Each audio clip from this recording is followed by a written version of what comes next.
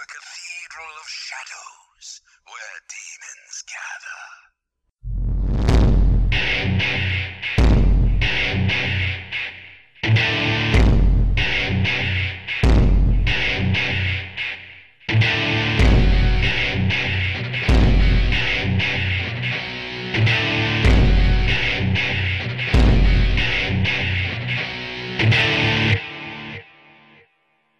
Hello, everyone. Welcome to the Cathedral of Shadows, a Megami Tensei podcast. I am Rasen, I'm Katsu. How's it going? and you are back after your absence for, Yes, after my extended leave, I went on a personal journey across the world. yeah. Are you enlightened? Yes, I've been enlightened. Yeah, you were gone for all of half of an episode. Yes. So, so there's that. I had to deal with my Robopon loving friend, and it was just the worst podcast ever. Thanks, Sparky. So, he died of a heart attack, after. See, after that podcast, I lent him my copy of Persona 3, which I had got from a mysterious garage sale, and he died because the game was haunted. So you'll never be hearing from Sparky again. There's that. I don't want my That sounds copy really of unfortunate. yeah, I don't want my copy of Haunted Persona 3 back. He can be buried with that. Um, Too spooky for me. Anyways, this episode is not about making shit up about our guests. So, uh, we have not much news this week except the Persona director came out and made a statement in an interview somewhere saying that the fans will be very happy with the reveal that the teaser site that's been up is going to announce, which can mean about anything. Hmm. Um, of course, It's people are. probably gonna. Oh, go It's go probably on. gonna be like a Persona HD collection. Yeah, there's it could be anything though, because let's be honest, Persona fans are happy with anything that has the Persona name branded into it. Yeah. There's it really can mean anything, and also no one knows if that's just PR talk. Everyone's screaming Persona 5, and I wouldn't say that's out of the question, but I'm still hesitant to say yeah, it's Persona 5. Yeah. We're not gonna say Persona 5 confirmed until Persona 5 is confirmed. Yes. So that's really it for news, but what we wanted to talk about is that a lot of people, when they play Shin Megami Tensei, go on about how unique the experience is and whatnot, and how they love it for being different, uh, whether that be setting, story, gameplay. So what we wanted to talk about is something that a lot of hardcore SMT fans could probably relate to is how it changes your perception of other RPGs. So, just SMT is so unique, and they kind of go out of their way to try different things, almost it seems like. Yeah, they make a lot of risks, and 9 times out of 10, their risks pay off much more than much more than other companies do when they make risks. It's Yeah, just like when it comes to SMT and just Megami Tensei in general, it just works somehow. It's just the old Atlas magic, I guess. yep, I'd agree with that. And a lot of people say that they can't play other RPGs anymore after playing SMT just because of how SMT's system works and how they love it so much more and stuff like that. Which I guess I'll say my perception of JRPGs has kind of changed from SMT, but I won't say it's ruined them. I don't know. How do you feel about Hmm. that?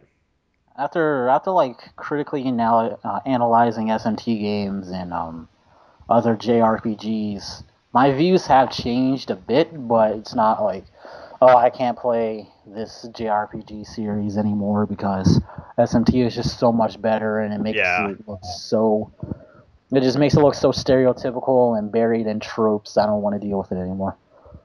yeah. So it seems like we're but our opinions have changed. So I guess we want to get into that. Yeah.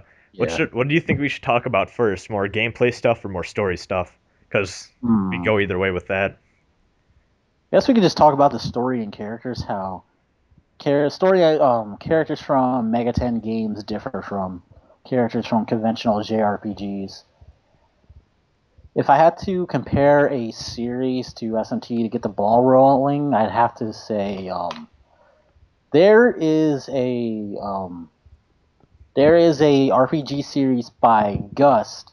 I think it's by Gust. It was called Artanilico.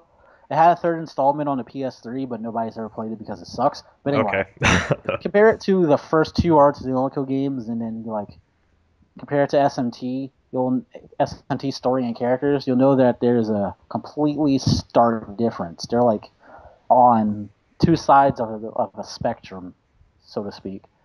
With SMT, you don't run into a lot of the anime tropes that plague most JRPGs. And Artanilico is kind of it's like its foundation is based off of anime tropes.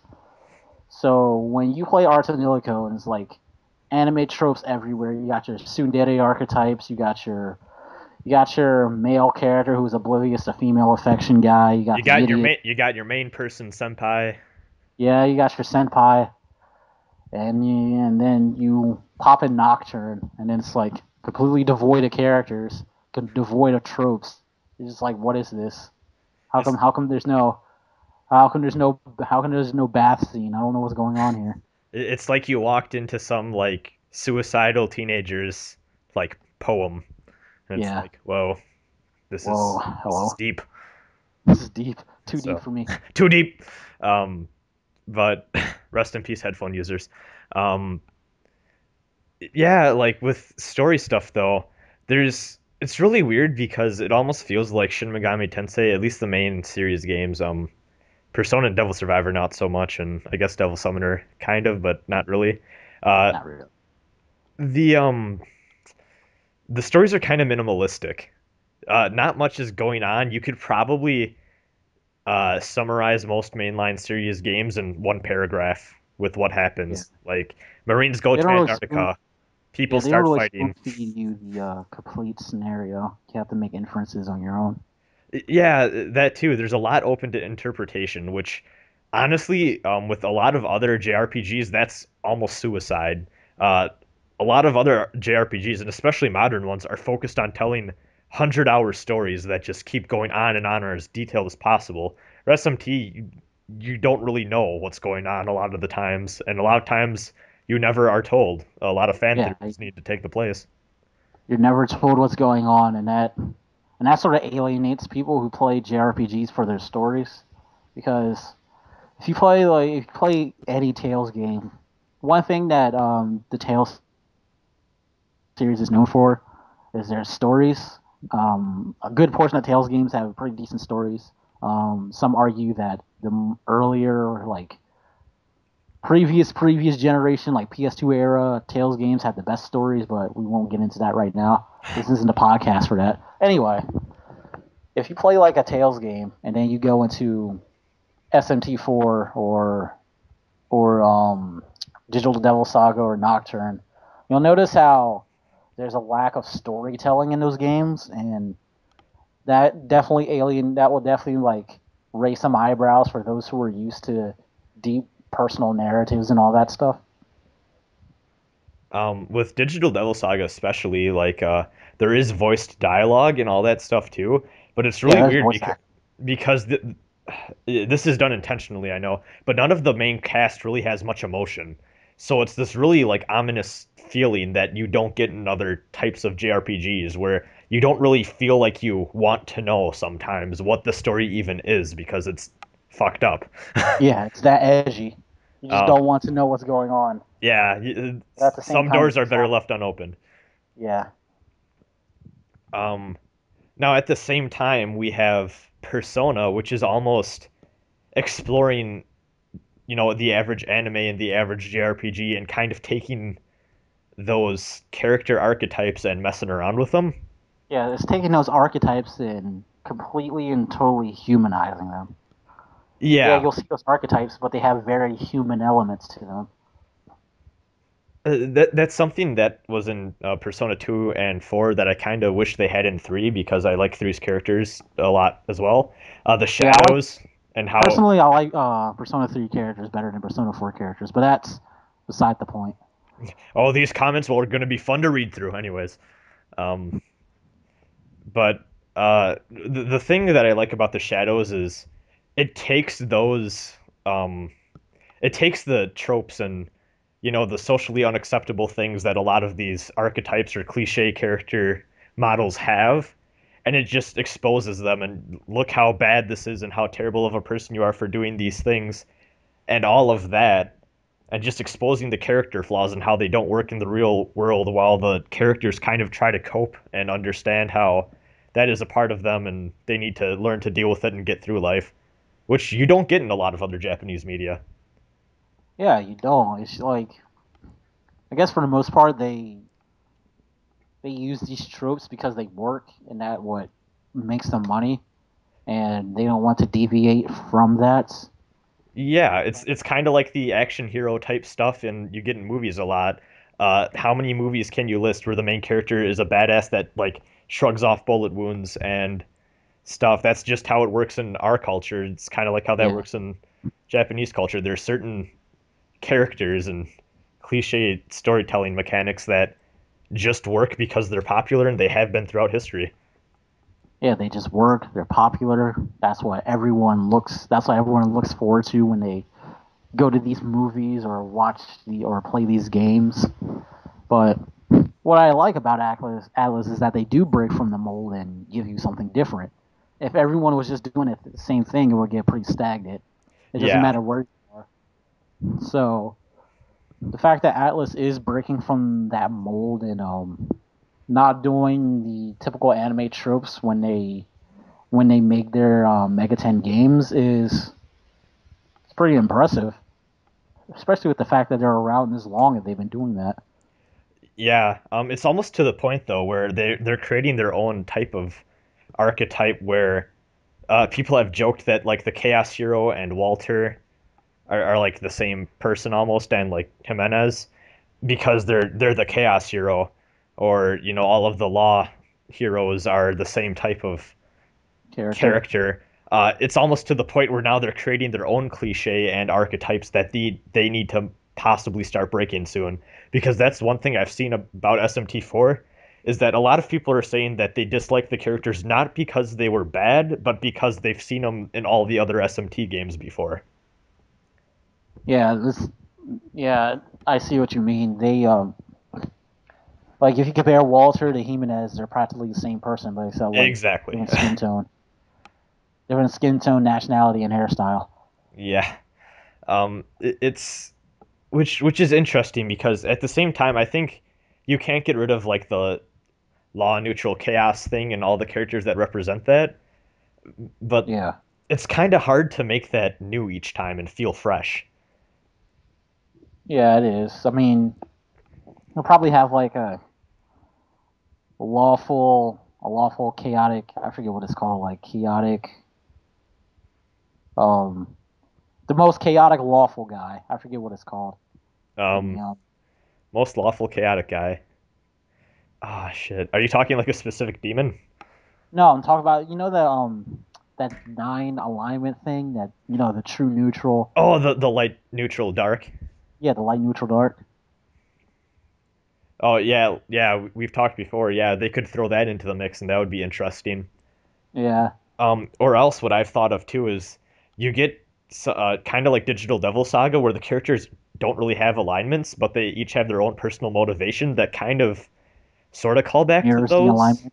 Yeah, Yeah, they're not alignments really. I guess you could say this about Nocturne too, even though I argue that's not the case because I'm weird.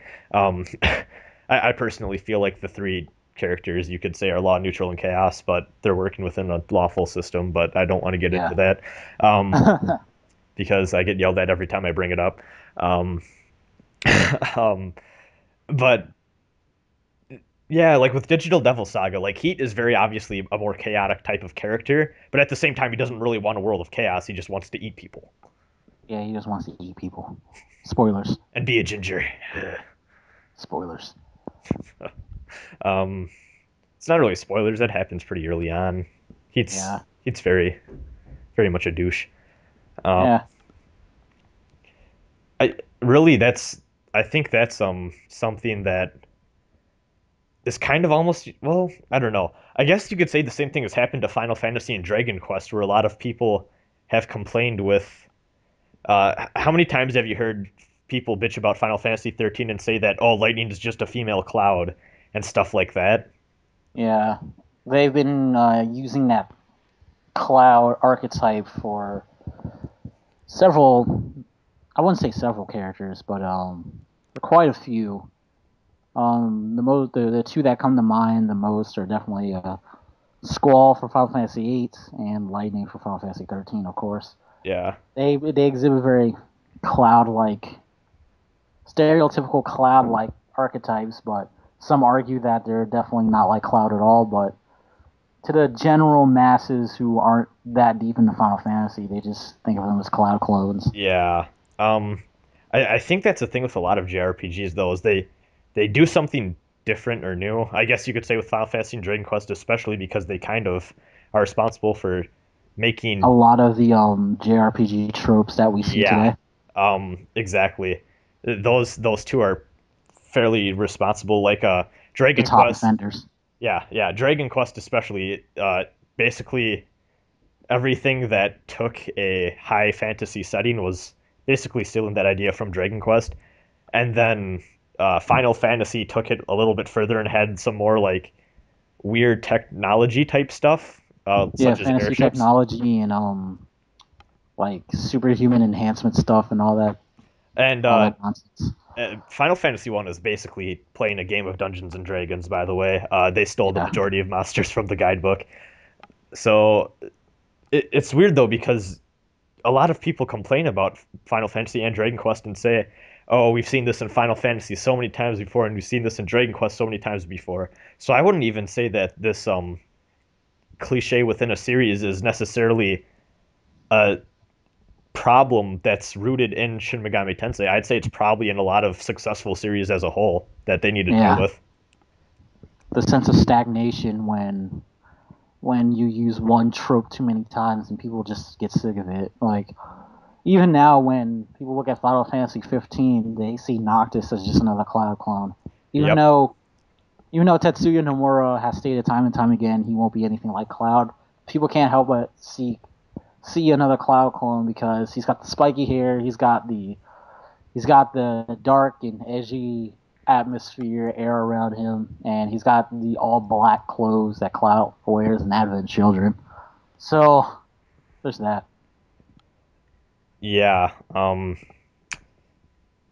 don't know where to go from here. Hmm. I'd say that's kind of nailed it on the head, but at the same time, too, actually, I guess we could talk about this a little bit. If you stray too far away, then people get really mad. Yeah. Sure. Too. You should try to do something completely different. People will throw a fit.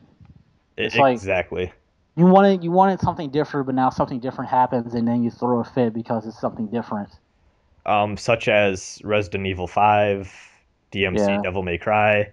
You can say what you will about those games, but you can't deny they did try something completely Different. different. I guess actually I remember when this came out. Uh, Call of Duty 4 was completely different from the first three, or it was fairly Yeah. different from the first three because it was modern and stuff, and people flipped to shit, and then it got critical acclaim, so that worked out for them. Um, The thing is, like Resident Evil 5 and DMC didn't work out. and I Resident think. Evil 5 I think is good, but this is not a Oh, Resident okay. Evil podcast, so that's I yeah. guess like developers, including Atlas, if they do try to do something completely different, they need to find some middle ground as to not make it too different that it will alienate all of your fan base, but keep it familiar enough that they'll come to it and gradually accept the differences that you've put in your franchises. I think. Because Oh, carry on. oh, because SMT does need some new. It does need some new stuff in it, like different character or whatever that word is. Archetypes, Caricatures. I think that's the word I'm looking for. sure. Yeah, caricatures and all that stuff. It can't keep going Chaos Hero, Law Hero times four. It Yeah. needs to do something different. I think something else is or an idea I've had that the way to fix that could be to make a new spin-off. New spin-off. You never know because look at it, we've never really had much like Devil Survivor before. That was completely new. I guess once you think about it, Persona when that came out, the idea of making SMT a little bit more lighthearted and have a higher focus on psychology and characters, that was new. Then you have the mystery detective stuff from Devil Summoner. Yeah, we might be seeing a new spin-off in the near future, now that I think about it. Yeah, because there's rumors floating around another Megami Tensei project is coming out that is not uh, something we've seen before. So I think that could be the way to go about it. There's a million other ideas and genres and stuff that you could combine just the main series with alone and get different types of characters and different unique ideas. Yeah, we have been getting since Nocturne, or well, since SMT2, I guess. We have been getting well, Japan's been getting spin-offs. Like, seems like every mainline SMT gets its own share of spin-offs, and then You mean like cell another phone games? mainline SMT.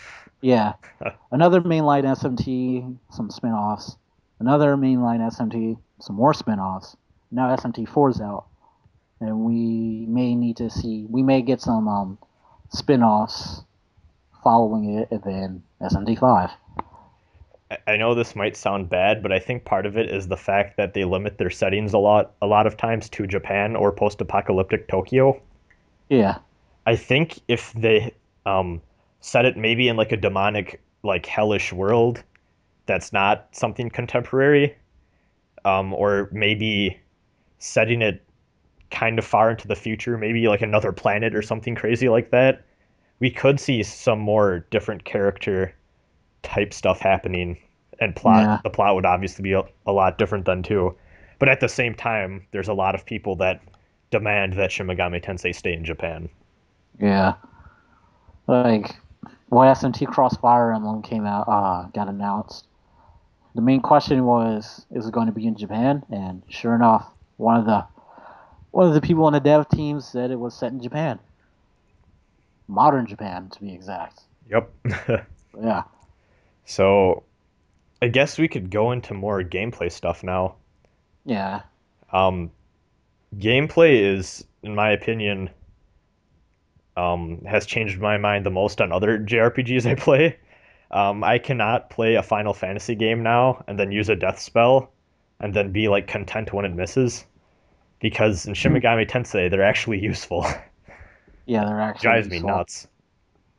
Uh, When I like play Shin Megami Tensei 3 or Digital Devil Saga, and then switch to a Tales game, it is pretty jarring because Tales games are their battle systems are in real time compared to SMT, which is just well, in recent SMT games, it's now press turn and everything's turn based, yeah. and then you just go straight into real time. You're just like, whoa, where's all my spells?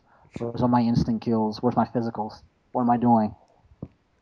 I think something that really really sucks for other JRPGs, at least what I don't care for anymore, is I remember as a kid playing like whatever Final Fantasy, and then I'll use a lightning spell on the water boss, and it does like 1,000 or so extra damage, and I was like, hell yeah, I did so much damage. Now that I've played Shin Megami Tensei and I started getting extra turns and flashy icons in my sight rewarding me for exposing elemental weaknesses, I'm not as excited in JRPGs anymore now that I just did a little extra damage because I know in an SMT game I would have gotten like 4 extra turns. I know in Tales of Xillia too, its entire battle system revolves around exploiting weaknesses. Ooh, that's So interesting. yeah, exploit an enemy's weakness and you can combo them for days. That's much like SMT then, actually. Yes. So that's I might actually look into that, but I promise myself I won't play a Tales game until Symphonia HD comes out because that is the only one people agree is the best. So, um, Oh no, some people still don't think Symphonia is the best. People think it's either Symphonia, Abyss, or Vesperia, see, which are like the top three. see when Grace's or actually, I don't remember which one came out first, Grace's F or Abyss. But I was like, hey, is this one good? And I got 50% of the responses saying yes, and 50% of the people saying no, it's awful. I did, asked the same thing for Grace's F. Once again, got 50% on either side. And I've just kind of learned that the Tales fan base is very, very divisive about which games are good and bad. So I'm like, you know what? Just gonna wait for Symphonia HD. So I am. Yeah. I'll go from there. But they can all agree on which Tales game is the worst. Is that Tempest? Yeah, Tales of the Tempest. Yeah. That's the worst. You know what the best part is? I've that's the only game I ever played because it got fan translated recently. So I'm like, I wonder how bad this is. It was really bad. Yeah, Played it's about pretty an hour of terrible. it. It's pretty terrible. You could beat the entire campaign in like 5 hours. That's ridiculous for an RPG. Yeah, it's like a So shooter campaign. Anyway. that pretty much is actually, which is the sad part. So I guess, how do you feel? Like, do you feel that you feel less powerful in RPGs now that you don't have press turn in them? Hmm. There is a feeling like I'm not doing as much damage as I like to be doing, but then when I play a game like Tales of Exilia 2, where I'm just blowing up enemies because they're weak to this one move, I lose that sense of weakness. Just like yes, Yeah.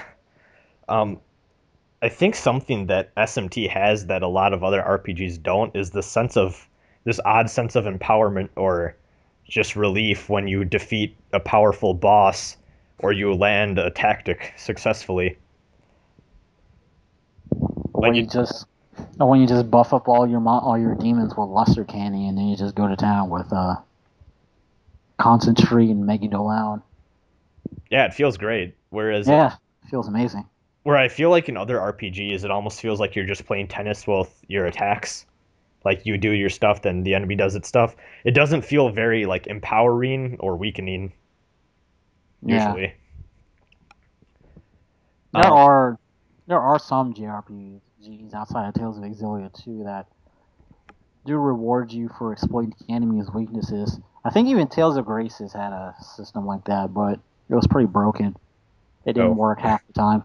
oh, They just get super armor, and then you're just like, oh that's kind of nice. yeah, oh super armor, lovely. Um, it, it's really weird because I was of the opinion before I had played my first SMT that I was the type of guy that didn't care how gameplay was in an RPG as long as it didn't hinder my progress. Like I was the kind of the guy that would just, grind up my characters and then go from story scene to story scene. That's all I really played RPGs for was the story. Yeah, And then I finally played SMT and I realized, holy shit, you can in fact make RPG gameplay fun as hell. So I think that's something a lot of RPGs even now kind of struggle lack. to do.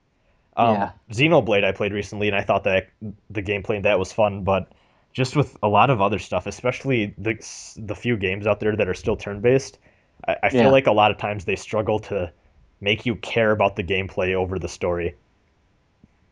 yeah, and like some of them it feels like gameplay is an afterthought for a lot of them, and it's Exactly. more like the story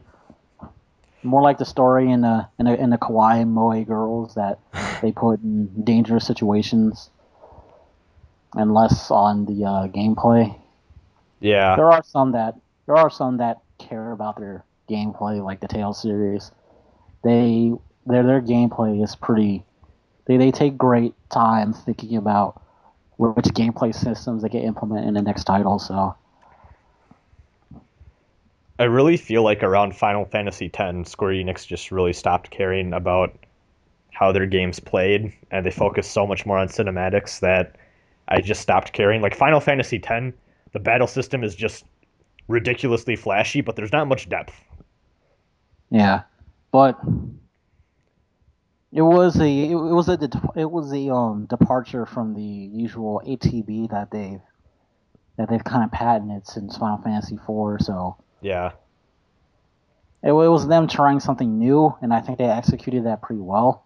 It's just the fact that They were trying something new.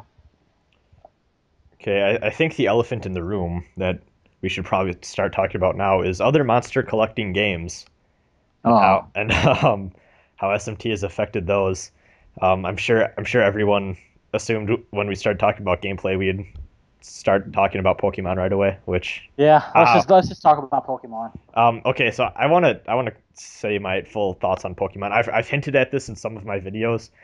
I'm not the biggest Pokemon fan out there. I played the Game Boy ones as a kid, and then as I think I was like, when did Ruby and Sapphire come out?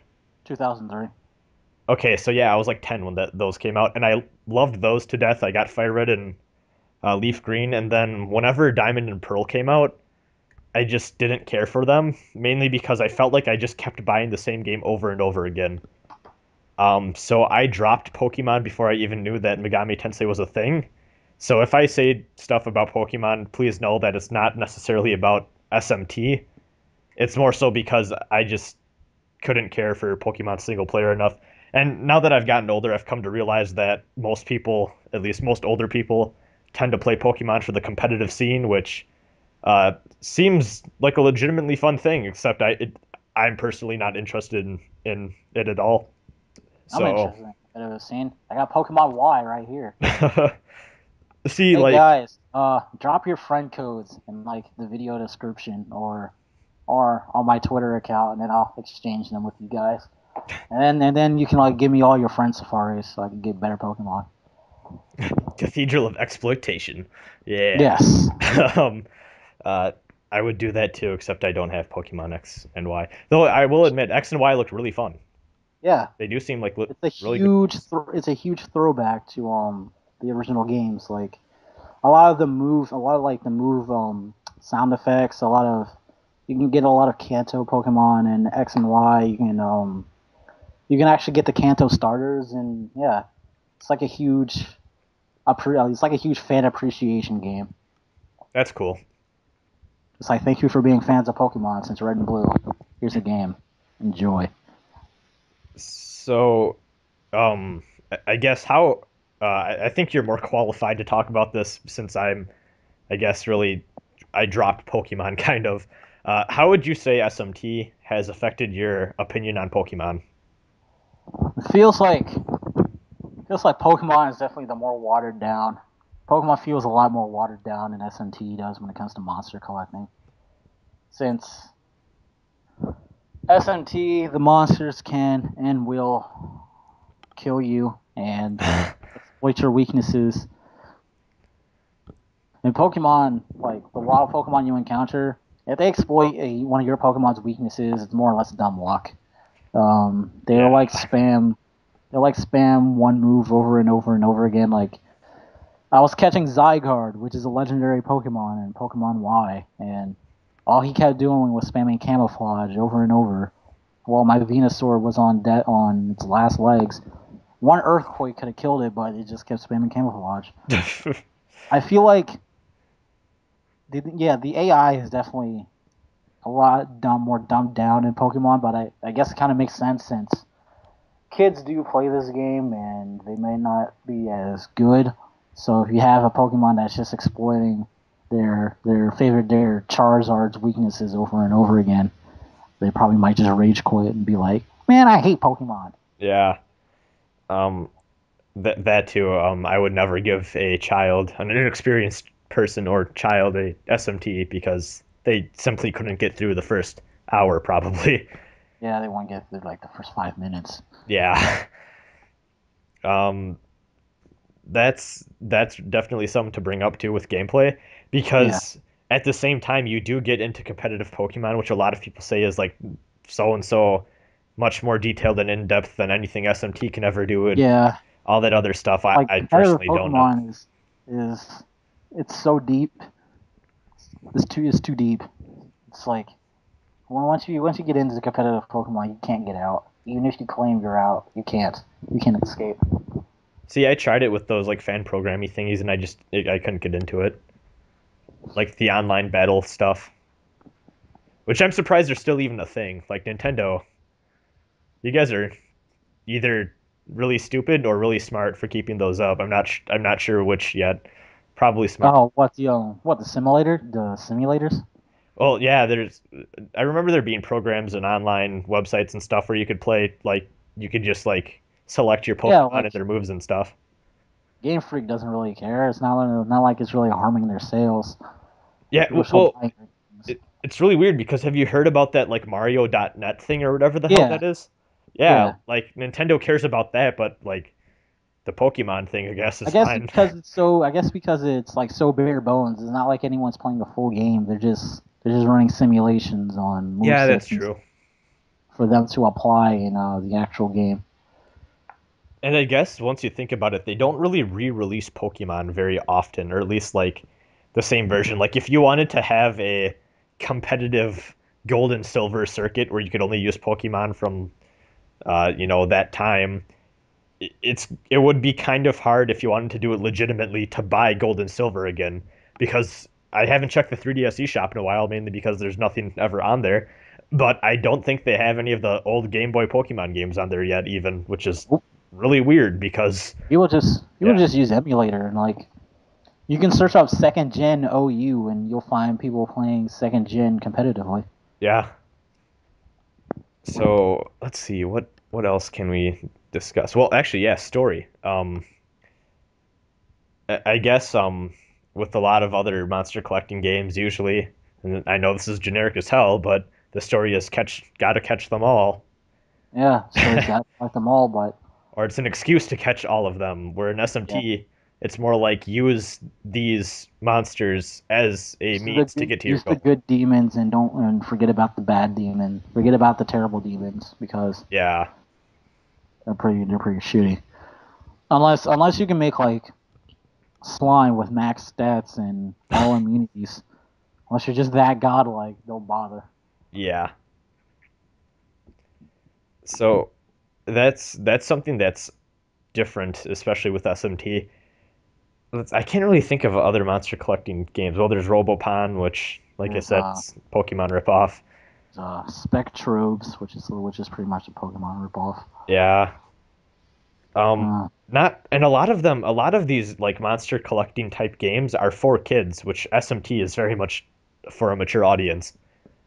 yeah, Um, which I guess kind of makes it. I'm not gonna lie, I do kind of have a hard time going back to some of the Pokemon games just because a lot of people always get mad when people say this, but it, it's kind of hard to go back simply because they are written for kids, and the stories yeah, leave a lot to be desired for someone that not necessarily even wants a deep story, but just wants something that is about something or it has themes. A lot of yeah. Pokemon games have very kid friendly and down to you know toddler level themes, such as be nice to people and don't abuse animals and stuff like that. And I then I know in fifth gen Pokemon Black and White and Black and White 2, those probably had the most darkest themes in any mainline Pokemon game. I've heard they actually go into religion kind of a little bit, which Yeah, they do. It that's gets pretty philosophical. I'm actually I was really interested in picking those up because of that, because it sounded exactly like something I wanted. But uh, I'll say it like this: the Pokemon stories are kind of like Pixar movies. The story's good. It's just that they're not very fleshed out or deep.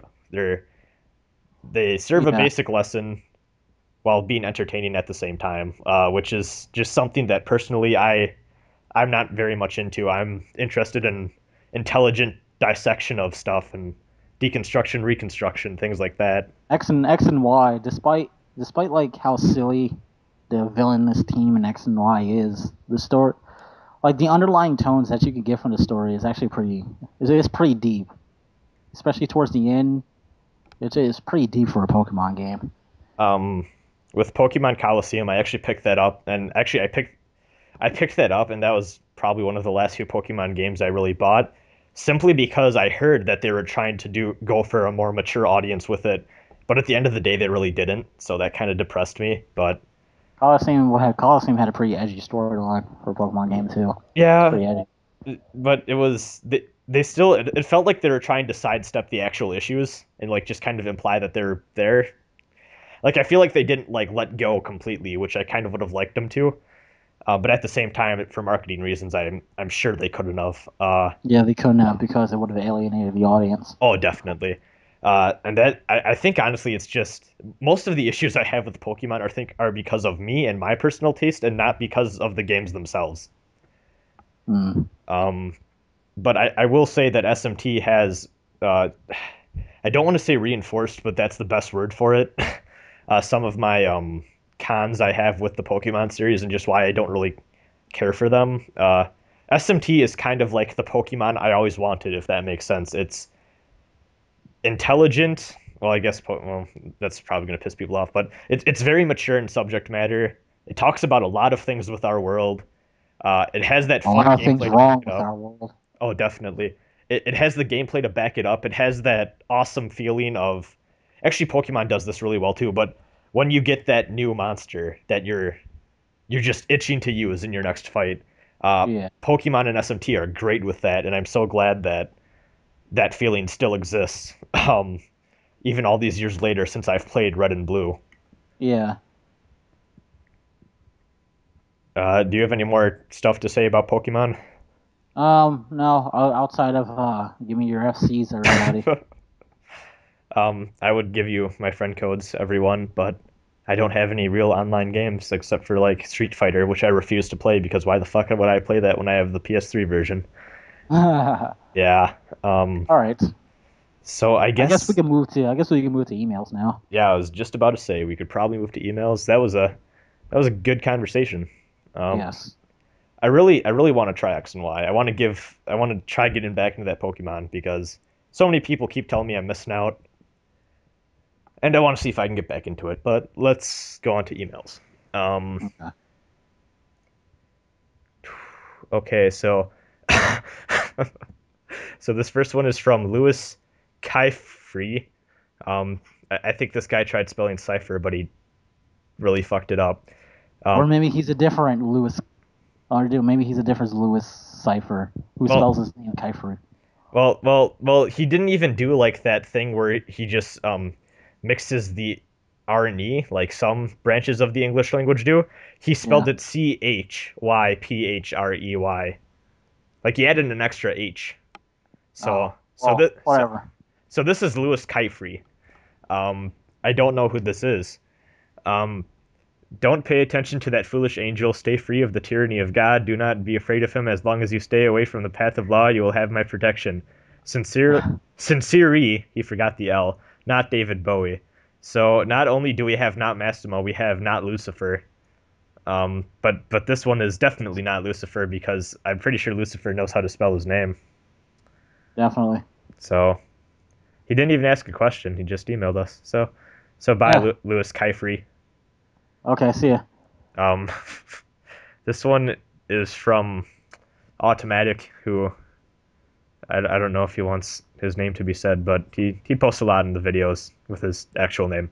Um, he has a question, and it was if we were to make a boss based on a mythological figure that is not in any of the SMT games, what would it be, and what pattern would it use? Hmm.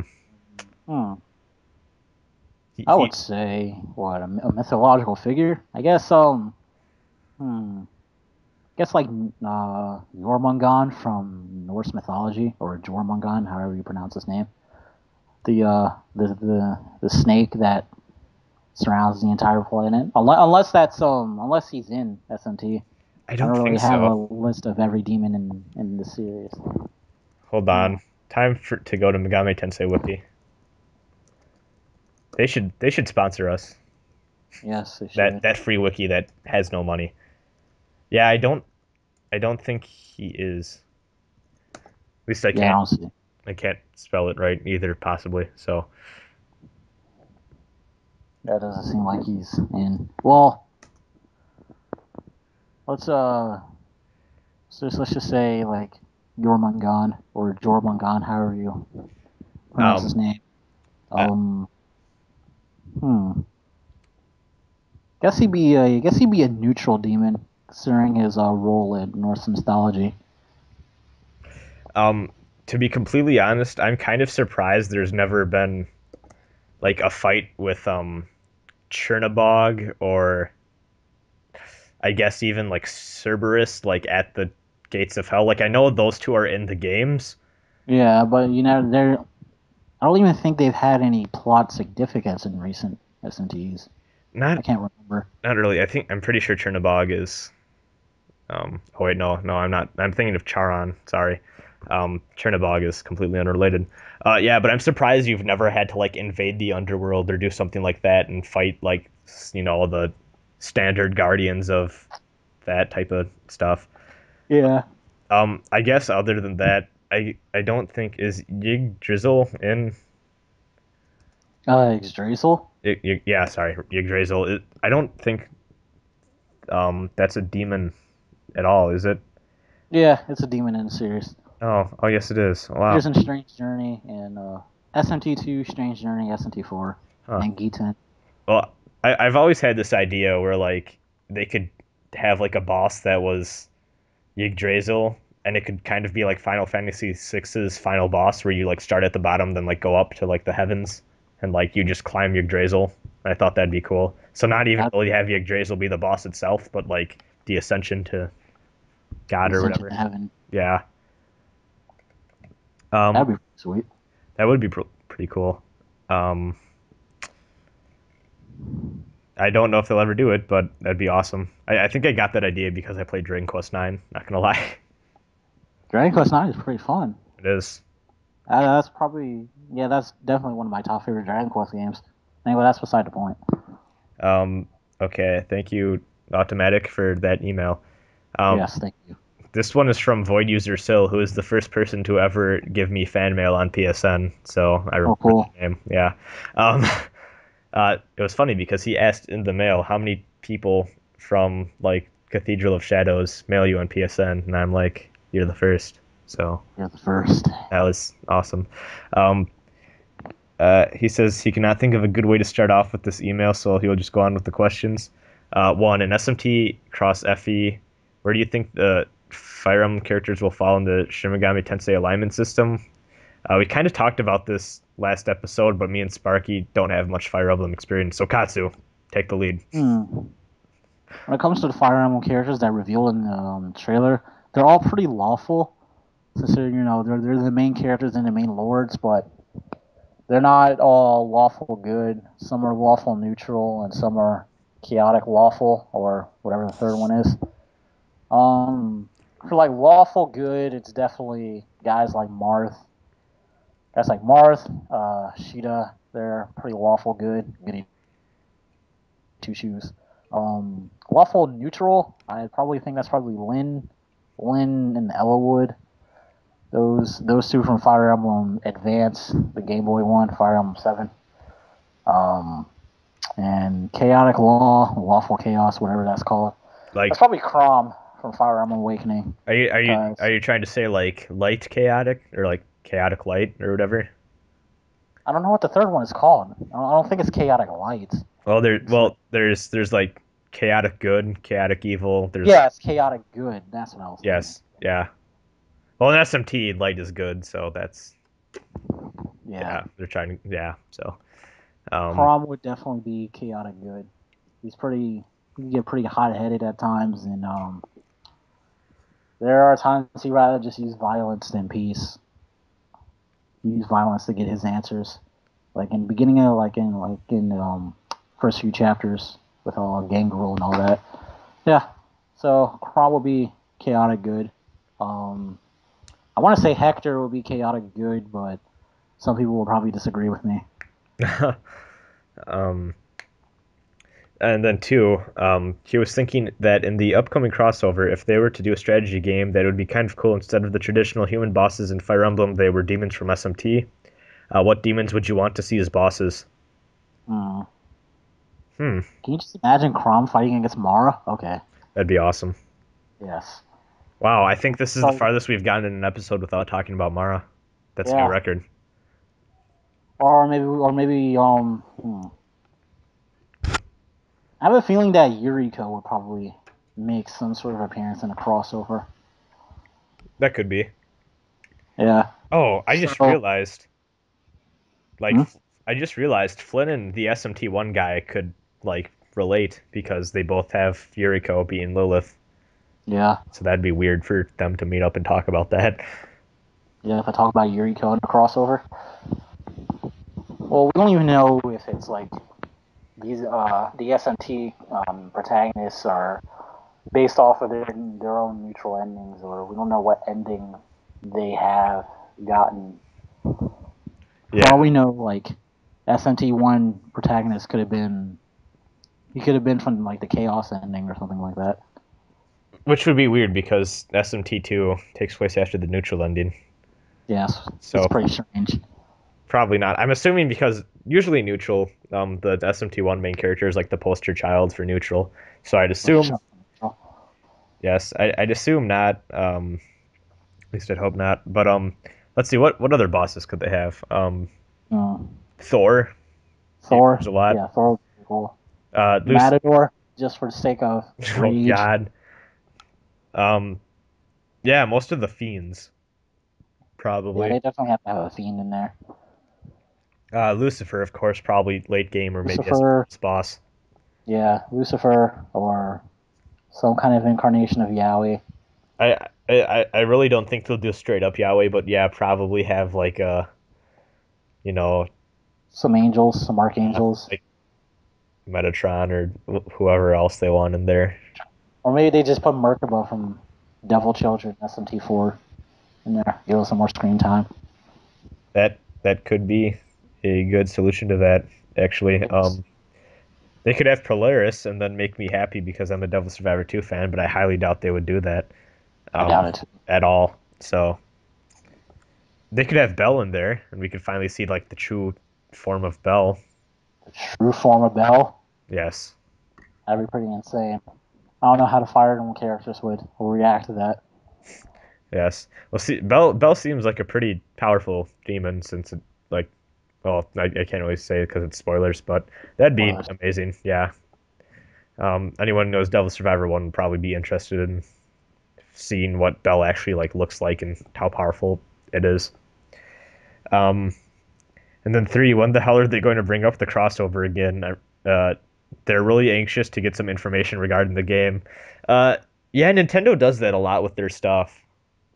They'll talk about a game and then not talk about it for a long time, and then they just bring it up out of nowhere again. Yep. Case in point, that Kirby game for GameCube, which I've like was waiting for years upon years before it got like it came out for Wii as Return to Dreamland. And then like it's pretty strange because SFT Cross Fire Emblem gets announced to be in development, and then we don't see it. We haven't seen any news or footage since then. But at the same time, Square Enix Kingdom Hearts 3. Then like 2 months later, we get gameplay footage. So Yeah, it's pretty strange. And this is off the assumption that Kingdom Hearts 3 has a higher production value than SMT Cross Fire Emblem. that could possibly be it as well, since well, I know Nintendo obviously and Intelligent Designs have the money, but at the same time, we don't know how much priority this has. Yeah. Since there's probably a Zelda game being made. We know there's a Mario game being made. They're making a Kirby game for 3DS right now. There's a lot that Nintendo's budget Yeah, they probably is are. going Like, towards. a Zelda game is in development. Mario games in development. Kirby games are in development. Um, they have a lot of first party stuff that is in development right now, so it's probably not top priority right now. Yeah, I'm sure that the budget is going towards other stuff. And Bayonetta 2 is like nearing completion, so Oh yeah, Nintendo put a lot of their money into that just to even make it so it existed. Um, yeah. so that's awesome. I think that's it. Thank you, Void User Sill, for that email. Thank you. This is Yamato Takeru, uh, and they said that they apologize for asking some mildly difficult questions recently. That's okay, but it is becoming quite hard to think of more original questions to come up with. The question I have for you now is, Out of all of the SMT games that have gotten a remake, which do you think is the most well made? And I must admit, a dirty confession. I often wish that a female hunter may summon me for personal needs and let me write a book on it. I would call 50 Shades of Yamato. That'll probably be an interesting read. Not even gonna lie. Yeah, I'm not sure I can ever go neutral in an SMT again. So there's that. Aw. And now that our neutral members are growing, oh God, which way? How do you mean that? Growing as in those types of members, or members as in people members? I don't know. All we know that this podcast is pretty neutral right now. Yeah. Well, Pretty neutral. well, no matter what alignment we end up being, it's better than being the white alignment from SMT4, because that's much never better. good.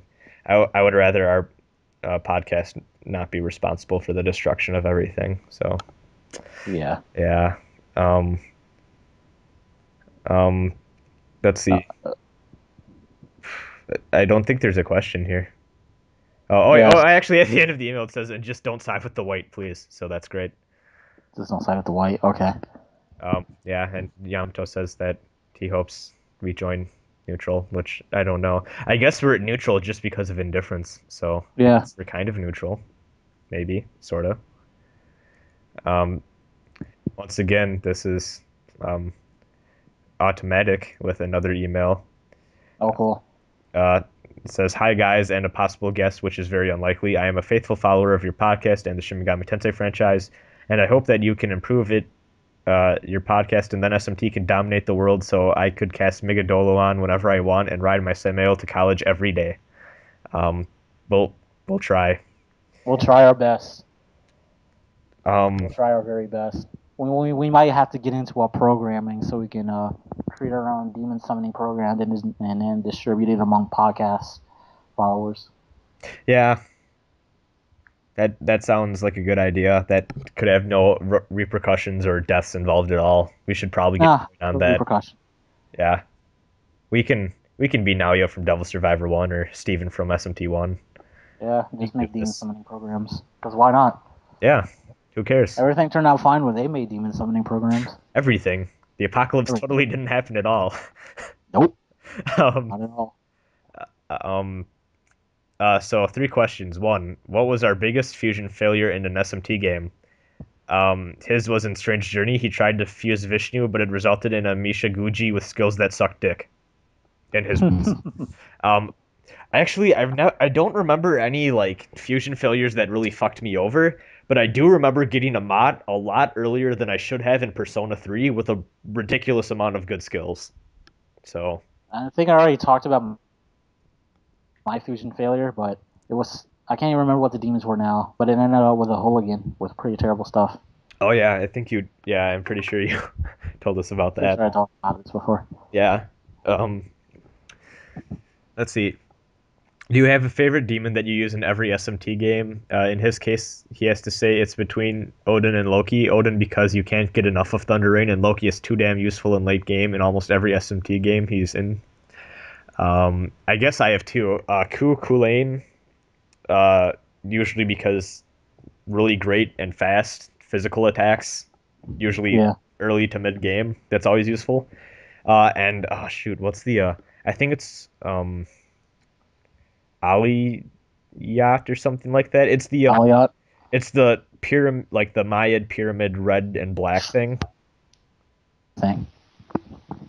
That's what it's called, right? Aliyat or Alit? Yeah, Something I think that's what it's called, Aliyat. Okay. Yeah, it's that Mayan pyramid prism thingy that just kind of floats and is really good. Yeah. What's yours? Alice, because Die For Me is just too damn good. Let's see. Alice and probably Trumpeter. I really like using Trumpeter in Persona. So I'll definitely have to say Trumpeter. You know, I haven't been able to get him yet in Persona, and not Persona, but SMT4 because he's a fiend. But I may get him someday. And then At the end it says, do you have a favorite spell? Automatic likes Mazandine. Um, I don't really have a favorite spell, I don't think. Luster Candy, Yeah, everyone loves Luster Candy. yes. Um, you really seem to like Die For Me, actually. Yeah, that for me is pretty cool. Yeah, would you say that's one of your favorites? Um, Yeah, yeah. I'll definitely say that's one of my favorites. Um, and then at the end, he ends it with, by the way, don't you find some Persona pairings a little bit off and annoying, like P3MC X Akihiko, Ikichi X Lisa, Katsuya X Maya, and all of those. And then he ends it with P.S. I kind of like Naoto X Kanji. Um, Hmm. I don't ship characters, so I don't know. Yeah. I think character shipping is gonna have to be a subject for when we. Oh, Jesus. That episode will just be me pounding my head against a wall. This is episode 8. We could do it episode 9. Oh, Jesus. Tune in next time. Where I just pound my head against the wall while Katsu Explains everything. goes through every possible combination of Persona character pairings that could exist and why they Yeah. could or could not work. And I just cry Yeah. myself to sleep in the corner. So, Yeah, we could definitely do that next episode. oh, Please be Jesus. excited, everyone. um, Please be excited. Okay, next question. so, uh, this is from Automatic again. Um, it says, other question, sexiest demon in the SMT world. Oh Mar- man, Mara. Mara. I'd hit that. Yeah. And then uh, that's it. Oh, okay. So thanks for the question again, Automatic. And then guess who our next email's from? Ooh. Automatic. Um, and then Hello? yes, yes. The subject is, oh man, you'll think I'm harassing you. So, so there we have that. Um, we have a devoted emailer now for Cathedral of Yes. Shadows. So, but at least they're legitimate questions. Um, Yeah, they are just random comments. um, oh, actually, this last email isn't even a question. It's they made a hold on, I need to download this image to see it. But they made a background for us, which we should probably use. It's pretty awesome looking. Oh really? Yeah. This is a file that's just says Shiwangmu, but it doesn't have a like ending, like a PNG or JPEG No. file name ending. So it's just an image called Shiwangmu with I She can't won't tell it. move that file. Yes, dot nothing.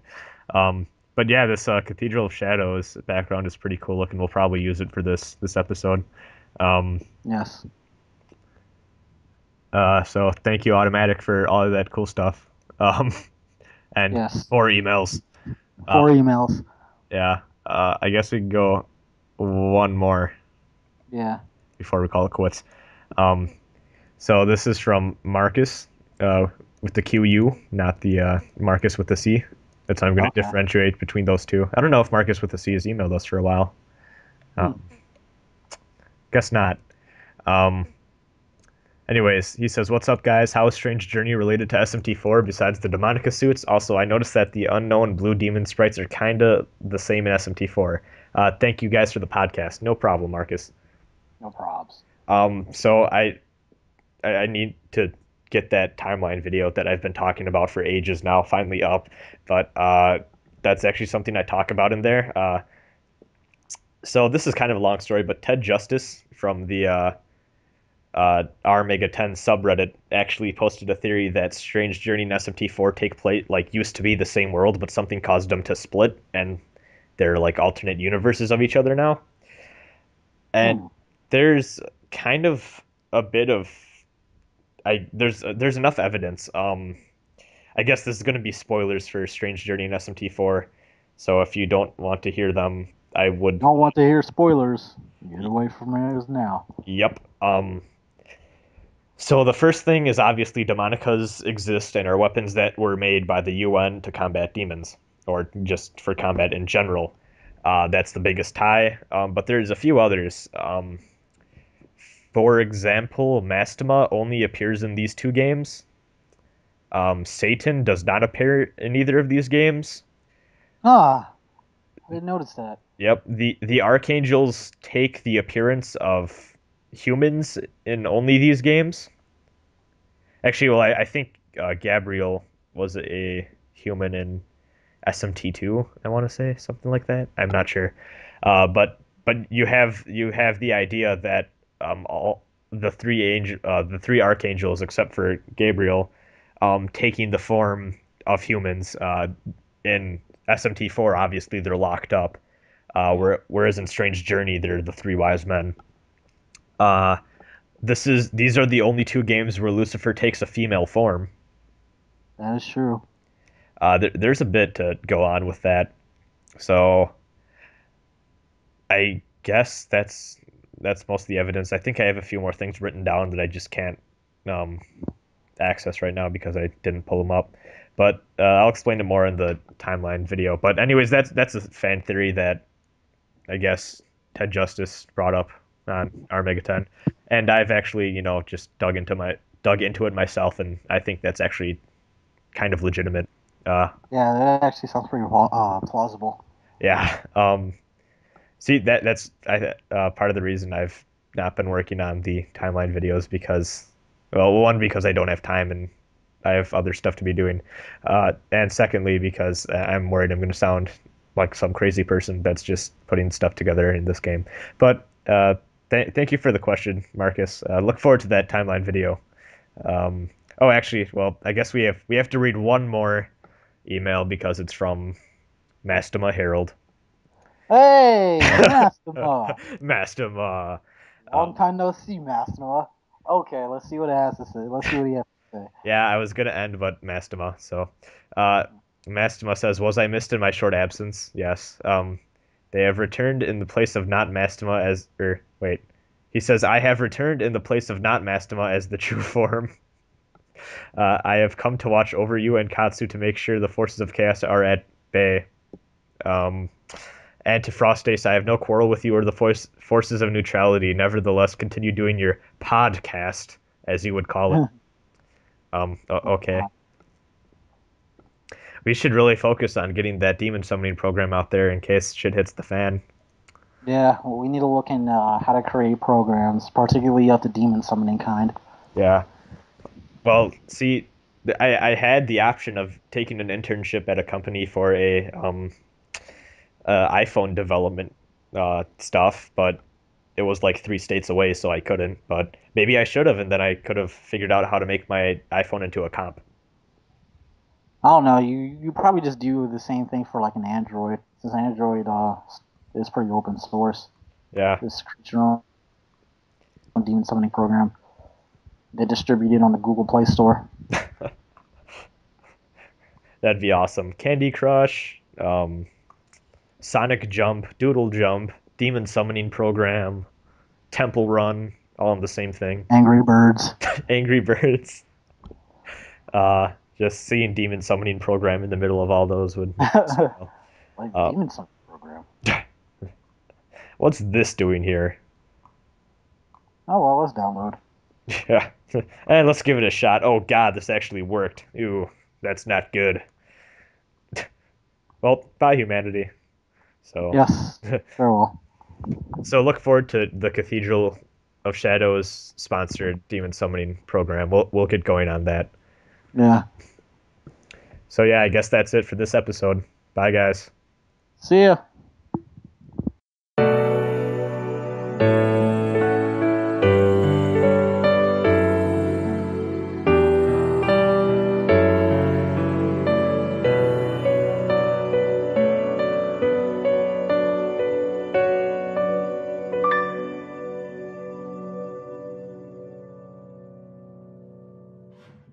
Gather demons and come again.